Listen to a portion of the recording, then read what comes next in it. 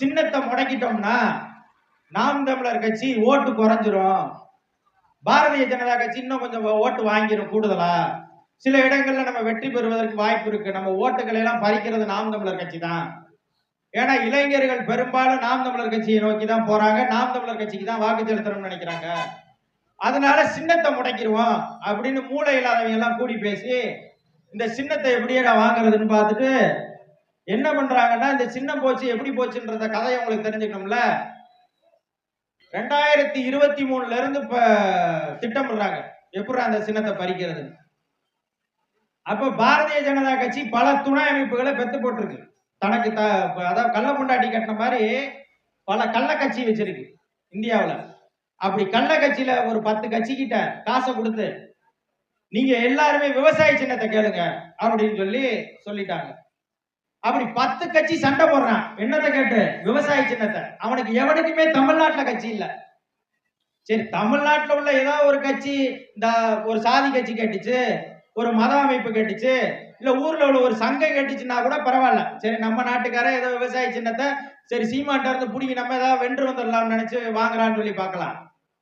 10 கட்சி கேட்டுட்டு இருக்காங்க. எப்படின்னா டெண்டர் விடுவாங்கல்ல, அது மாதிரி ஏலம் விட்டுருக்காங்க. ஆன்லைன் டெண்டர் அப்படின்னு அறிவிச்சு சரியா டிசம்பர் மாசம், போன ஆண்டு டிசம்பர் மாசம் சென்னை பெருவெள்ளத்துல மாட்டி கிடக்க, இந்த பக்கம் தூத்துக்குடி இதெல்லாம் வெள்ள பாதிப்புல இருக்குது.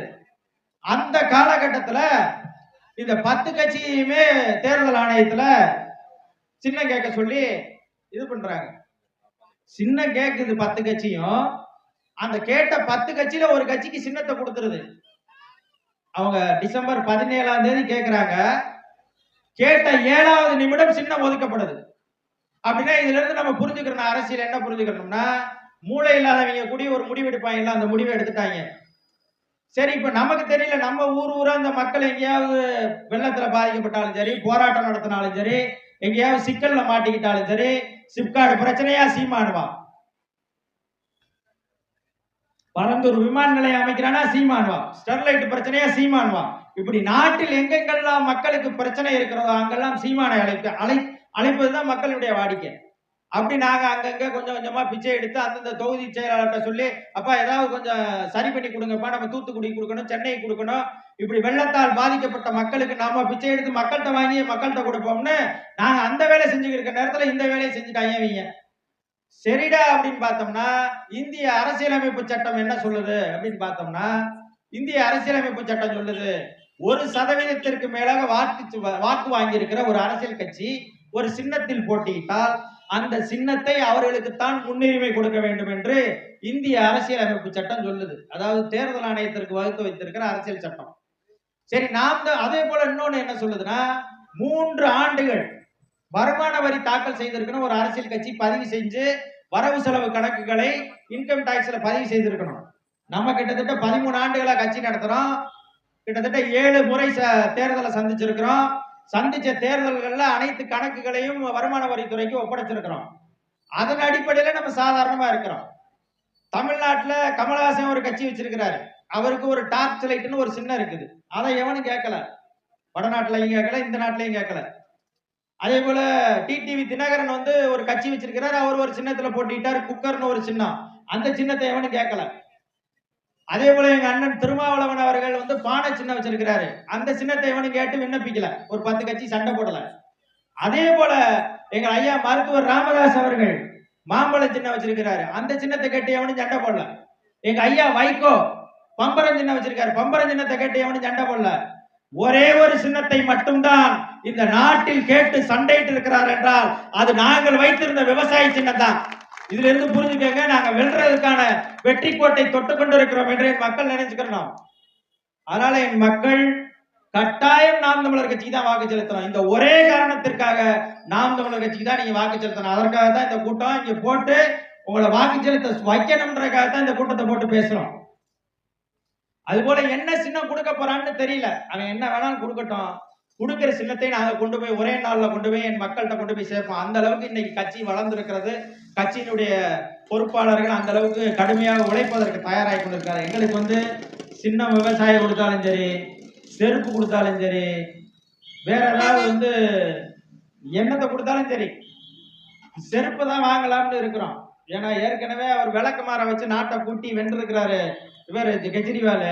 அது மாதிரி செருப்பை காமிச்சு மக்கள்கிட்ட ஓட்டு கேட்கலாம்னு இருக்கிறோம். செருப்பு கொடுத்தாங்கன்னா வாங்கிக்கலாம்னு இருக்கிறோம்.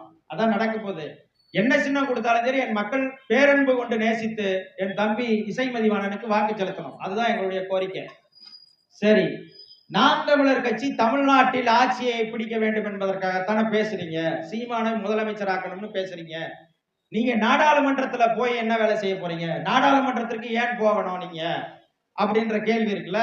அந்த கேள்விக்கு என்னன்னா, 2019 நாடாளுமன்ற தேர்தலில் நாங்க போட்டியிட்டோம்.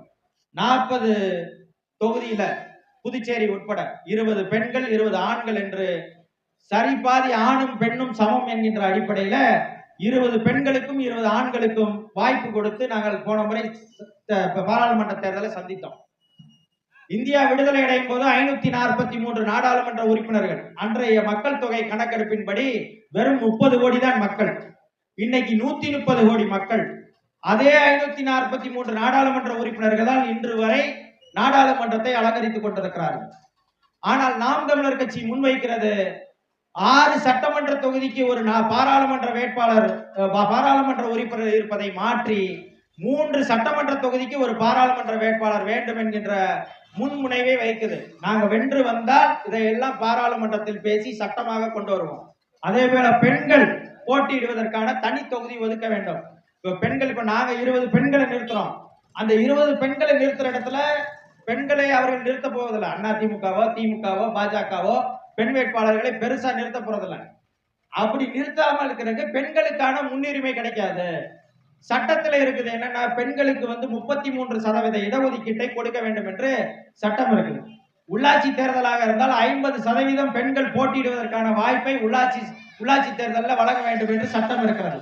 அதே போல சட்டமன்றத்திற்கும் பாராளுமன்றத்திற்கும் பெண்கள் போட்டியிடுவதற்காக இதுல பெண்கள் மட்டும்தான் போட்டியிட முடியும் அப்படின்னு சில தொகுதிகளை ஒதுக்கி கொடுக்க வேண்டும் என்கின்ற சட்ட முன்வரைவை கொண்டு வரணும். அதே போல நீங்க முல்லை பெரியாற்று பிரச்சனையா மத்திய அரசு போ, இல்ல உச்ச நீதிமன்றம் போ. காவிரி நதிநீர் உரிமையா ஒண்ணு மத்திய அரசு கிட்ட போ, இல்லாட்டினா உச்ச நீதிமன்றம் போ. இப்படி இந்த நாட்டினுடைய எந்த சிக்கலாக இருந்தாலும் பாராளுமன்றத்தில் இருக்கிற பிரதமர்கிட்ட போய் தான் கேட்க வேண்டியதா இருக்குது.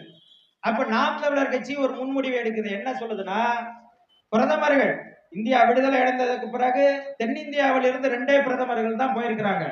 ஒருத்தர் நரசிம்மராவ், இன்னொருத்தர் தேவகவுடா.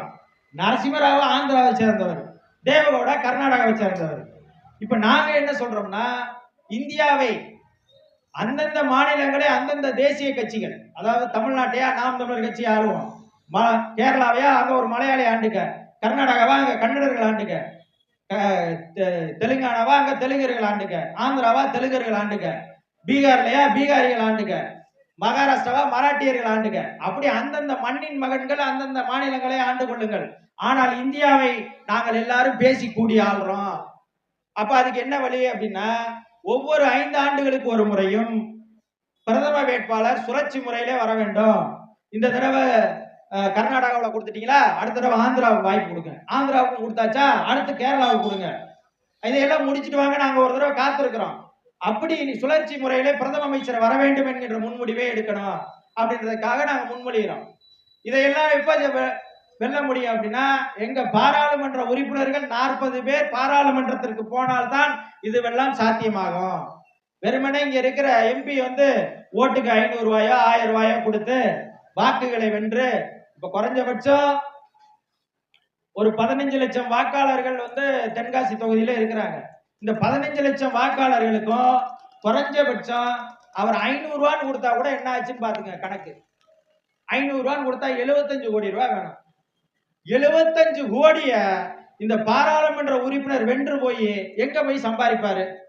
75 கோடியை செலவழிச்சு ஒருத்தர் பாராளுமன்ற உறுப்பினர் ஆக வேண்டும் என்று நினைக்கிறார் என்றால் அவர் மக்களுக்கு சேவை செய்வாரா, இல்ல இந்த ஏரியாவில் இருக்கிறது எல்லாத்தையும் களவாண்டுவாரா? அதை என் மக்கள் புரிந்து கொள்ளணும்.